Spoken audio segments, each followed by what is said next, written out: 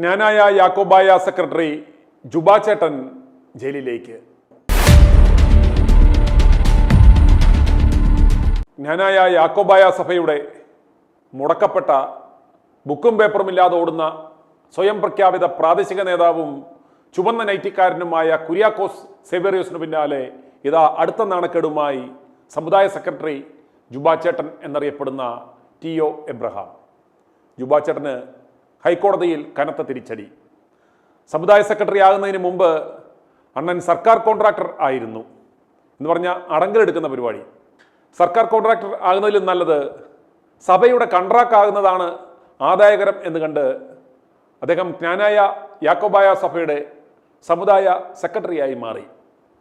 കല്ലട ജലസേചന പദ്ധതിയുമായി ബന്ധപ്പെട്ട് ലക്ഷങ്ങളുടെ അഴിമതി കാണിച്ചു എന്ന കേസിൽ പദ്ധതിയുമായി ബന്ധപ്പെട്ട പ്രവൃത്തികളിൽ സർക്കാർ ഉദ്യോഗസ്ഥനുമായി ഗൂഢാലോചന നടത്തി ആദ്യ കരാറിൽ ഉൾപ്പെട്ട പ്രവൃത്തികളെ അധിക പ്രവൃത്തി എന്ന പേരിൽ തെറ്റായി കണക്കാക്കി അനധികൃതമായി അധിക തുക കൈപ്പറ്റിയെന്ന കേസിലാണ് ടി.ഒ. എബ്രഹാം കുറ്റക്കാരനാണെന്ന് കണ്ടെത്തി തിരുവനന്തപുരം വിജിലൻസ് കോടതി പ്രതിയായ ടി.ഒ. എബ്രഹാമിന് 3 കൊല്ലം കഠിന തടവും 17 ലക്ഷം രൂപ പിഴയും വിധിച്ചിരുന്നത്.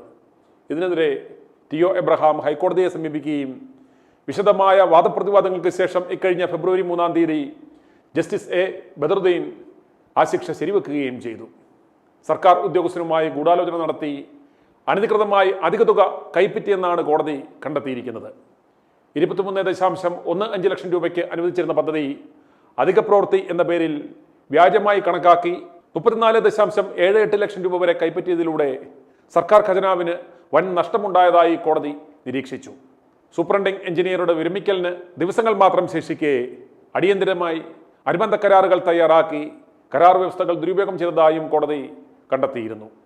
IPC 120B പ്രകാരമുള്ള ഗൂഢാലോചനയും അഴിമതി തടയൽ നിയമപ്രകാരം ക്രിമിനൽ മിസ്കണ്ടക്റ്റും തെളിഞ്ഞതോടെ കരാറുകാരനായ ടി.ഒ. എബ്രഹാമിന് 3 വർഷം കഠിന തടവും 17 ലക്ഷം രൂപയും ശിക്ഷ വിധിച്ചു. പിഴ അടച്ചില്ലെങ്കിൽ 1 വർഷം അധിക തടവും അനുഭവിക്കേണ്ടി വരും. ടി.ഒ. എബ്രഹാമിൻ്റെ ജാമ്യം റദ്ദാക്കിയതോടൊപ്പം എത്രയും പെട്ടെന്ന് തിരുവനന്തപുരം വിജിലൻസ് കോടതി മുൻപാകെ കീഴടങ്ങി ജയിൽ ശിക്ഷ അനുഭവിക്കണം എന്നാണ് ഹൈക്കോടതിയുടെ ഉത്തരവിൽ പറയുന്നത്. അല്ലാത്തപക്ഷം തിരുവനന്തപുരം പ്രത്യേക കോടതിയോട് ശിക്ഷാവിധി ഉടൻ നടപ്പിലാക്കുവാൻ ഹൈക്കോടതി നിർദ്ദേശിച്ചിട്ടുമുണ്ട്. ഇങ്ങനെയുള്ള തീവട്ടികളെ തന്നെ കണ്ടെത്തി സഭയുടെ താക്കോൽ ഏൽപ്പിച്ച ജ്ഞാനായ സുനായ സഭയിലെ സകല ആട്ടിൻകുഞ്ഞുങ്ങളെയും പ്രത്യേകം അഭിനന്ദിക്കേണ്ടതാണ്. ദൈവം അടിച്ചിടുന്നത് വരെ ഇദ്ദേഹം സഭയുടെ ഈ പദവിയിൽ തന്നെ കടിച്ചു തൂങ്ങിക്കിടക്കണം എന്നാണ് അവരുടെ ആഗ്രഹം. തെരഞ്ഞെടുപ്പ് വരുന്നതിന് മുമ്പ് സമുദായത്തിലെ ആട്ടിൻകുഞ്ഞുങ്ങളെ കാണിച്ച് 10 കാശുണ്ടാക്കാൻ തീവട്ടി സേവേറിയോസും ജുബാ ചേട്ടനും കൂടി കോട്ടയത്ത് കഴിഞ്ഞ ദിവസം ഒരു വലിയ മസിൽ ഷോ സംഘടിപ്പിച്ചിരുന്നു. പ്രധാനപ്പെട്ട പാർട്ടികളിലെ നേതാക്കന്മാരെയൊക്കെ അതിനായി വിളിക്കുകയും ചെയ്തിരുന്നു. എന്തിന്? തങ്ങളുടെ ആട്ടിൻകുഞ്ഞുങ്ങളുടെ ആ മസിൽ ഷോ കാണാൻ. മുഖ്യമന്ത്രിയെയും വിളിച്ചിരുന്നു. ഈ പരിപാടിക്ക് പോകരുത്, ഖജനാവ് കൊള്ളയടിച്ച കേസിലെ തീവട്ടിയോടൊപ്പം മുഖ്യമന്ത്രി നിന്ന് ഫോട്ടോ വന്നാൽ ആകെ നാണക്കേടാകുമെന്ന് വിജിലൻസും റിപ്പോർട്ട് കൊടുത്തിരുന്നു. എങ്കിലും മുഖ്യമന്ത്രി പിണറായി വിജയൻ അത് കാര്യമായി എടുത്തില്ല. മുഖ്യമന്ത്രി പിണറായി വിജയൻ അടക്കം ജ്ഞാനായ മസിൽ ഷോയിൽ പോയി പങ്കെടുത്തു. ജുബാ ചേട്ടൻ കസുമുന്നേരിയതൊക്കെ ഇട്ട് മുഖ്യമന്ത്രിയുടെ അടുത്ത് നിന്ന് ഫോട്ടോ എടുക്കുകയും അത് സകലമാന മാധ്യമങ്ങളിൽ കൊടുക്കുകയും ചെയ്തു. ഇപ്പോൾ ഇതാ ഇടമലയാർ ജലസേചന പദ്ധതി തട്ടിപ്പുകാരനോടൊപ്പം മുഖ്യമന്ത്രി എന്ന തലക്കെട്ടോടെ സമൂഹ മാധ്യമങ്ങളിൽ ഫോട്ടോയും വാർത്തയും പ്രചരിക്കുകയാണ്. ഇനി ജ്ഞാനായ യാക്കോബായ സഭാംഗമായ റിജോയുടെ പ്രതികരണം കേൾക്കുക. ഈ റിജോയെ തലക്കടിച്ച് കൊലപ്പെടുത്തുവാൻ ശ്രമിച്ച കേസിലെ മുഖ്യപ്രതിയാണ് ചുമന്ന നൈറ്റിക്കാരൻ സേവേറിയോസ് ചേട്ടൻ. ഇത്രയും സംവിധാനങ്ങളുള്ള സർക്കാരിന്റെ പണിക്കകത്ത് ഇത്രയും ലക്ഷങ്ങൾ വെട്ടിക്കാൻ ഇവന് പ്രാപ്തി ഉണ്ടെങ്കിൽ ഇവനാ തോട്ടയ്ക്കാട് പണിയുന്ന ആ നഴ്സിംഗ് കോളേജ് എന്നൊക്കെ പറയുന്നതിനകത്ത് എത്ര കോടി രൂപ ഇവൻ മുക്കിക്കാണും.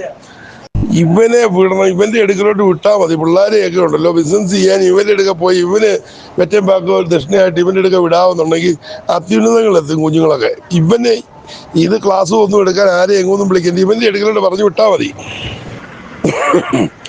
ആദ്യം ഇവൻ കോടതിയുടെ മുമ്പിൽ പോലീസിന്റെ മുമ്പിലും കീഴടങ്ങണം. ഇവൻ ജയിലിലോട്ടൊന്ന് പോകണം ആദ്യം. ഇവൻ ജയിലിൽ പോയതിന് ശേഷം ഇവന് സുപ്രീം കോടതി അപ്പീൽ പോകും. സുപ്രീം കോടതി അപ്പീൽ പോയിട്ട് ഒരു കാര്യമില്ല. ഇവിടെയുള്ള കോടതിയൊക്കെ ചുമ്മാ ജഡ്ജിമാരൊക്കെ മണ്ടന്മാരാണോ? അവര് ചുമ്മാ ഒന്നും അറിയാൻ മേലാതാണോ വിധി പറയുന്നത്? അവൻ ഈ കേസിനകത്ത് സുപ്രീം കോടതി പോയിട്ട് ഒരു കാര്യമില്ല. വ്യക്തമായ തെളിവുകളുള്ള ആ പാവപ്പെട്ട എഞ്ചിനീയറെയും അയാളുടെ മക്കളെയും ഭാര്യയും എല്ലാം ഇവൻ ഇതിനകത്ത് കുടുക്കിയില്ലേ? ഒരു പ്രയോജനമില്ല. സുപ്രീം കോടതിയിലല്ല, അതിലും വലിയ കോടതി പോലെ ഒരു പ്രയോജനമില്ല. ഇവിടെ ഈ ജഡ്ജിമാരൊക്കെ ഈ കാര്യങ്ങൾ പഠിച്ചിട്ടേ ഈ ഓർഡർ പറയുന്നില്ല. അവർ ചുമ്മാതെ വല്ലതും പറയുന്നത് കേട്ടോണ്ട് ഓർഡർ പറയാതിരിക്കുന്നില്ല. അത് വ്യക്തമായിട്ട് ഡോക്യുമെന്റ്സ്, പ്രമാണങ്ങൾ, പേപ്പറുകൾ, എക്സിബിറ്റ് എന്ന് പറയും, ഇത് നോക്കിയിട്ടാണ് അവർ കാര്യങ്ങൾ പറയുന്നത്. അപ്പം ഇവൻ സുപ്രീം കോടതിയിലല്ല, അതിലും വലിയ കോടതി പോയാലും വേൾഡ് കോടതി പോയാലും ഒരു കാര്യവുമില്ല. എല്ലാം പോയി, കൈവിട്ടു പോയി. എന്നെ ചെയ്യാനാണ്? ഞാൻ ഈ വിവരമൊക്കെ ശരിയാണോ എന്നറിയാൻ വേണ്ടി കേരള ബഹുമാനപ്പെട്ട കേരള ഹൈക്കോടതിയുടെ വിധി കാര്യമൊക്കെ ശരിയാണോ എന്നറിയാൻ വേണ്ടി അണ്ണനെ ഒരു 2 പ്രാവശ്യം വിളിച്ചു. അണ്ണനെ ഞാൻ ഒത്തിരി കാലമായി വിളിച്ചിട്ട്. അണ്ണൻ ഇന്നാളെ എനിക്കെതിരെ കേസ് കൊടുത്ത പിന്നെ ഞാൻ വിളിച്ചിട്ടില്ല. ഈ കാര്യകാരണങ്ങളൊക്കെ ശരിയാണോ എന്നറിയാൻ വേണ്ടി അണ്ണനെ ഞാൻ വിളിച്ചു. 2 പ്രാവശ്യം അണ്ണൻ ഫോൺ എടുത്തു. ഒന്നും സംസാരിക്കുന്നില്ല. മണി മിണ്ടുന്നില്ല. മണി മിണ്ടുന്നില്ല. ഈ അണ്ണന്റെ കൂടെ നിൽക്കുന്ന കുറെ മേന്യന്മാരുണ്ട്. ഞാൻ അവന്മാരുടെ കാര്യങ്ങളായി ആലോചിച്ചുകൊണ്ടിരിക്കുന്നത് ഇപ്പം. ഇവന്മാരെ എല്ലാം പുള്ളി സംരക്ഷിച്ചോളാം എന്നാ പറഞ്ഞിരിക്കുന്നത്. അപ്പം അണ്ണൻ സംരക്ഷിക്കട്ടെ. അണ്ണൻ ഇവരെ എല്ലാം മൊത്തത്തിൽ അങ്ങ് സംരക്ഷിച്ചോട്ടെ. ഒരു പഴഞ്ചൊല്ലുണ്ടല്ലോ, ആരെയോ കാവലേൽപ്പിക്കുന്നത് പോലെ എന്ന്. ഓർമ്മ വരുന്നില്ല, പ്രായമൊക്കെ ആയില്ലേ? ഇത് ഓർമ്മ വരുന്നവർ താഴെ ഒന്ന് കമന്റ് ചെയ്യട്ടെ. i2i News, an eye for truth. i2i News subscribe ചെയ്തിട്ടില്ലാത്തവർ ഇപ്പോൾ തന്നെ സബ്സ്ക്രൈബ് ചെയ്യുക. നോട്ടിഫിക്കേഷൻ ലഭിക്കുവാൻ ബെൽ ബട്ടണും അമർത്തുക.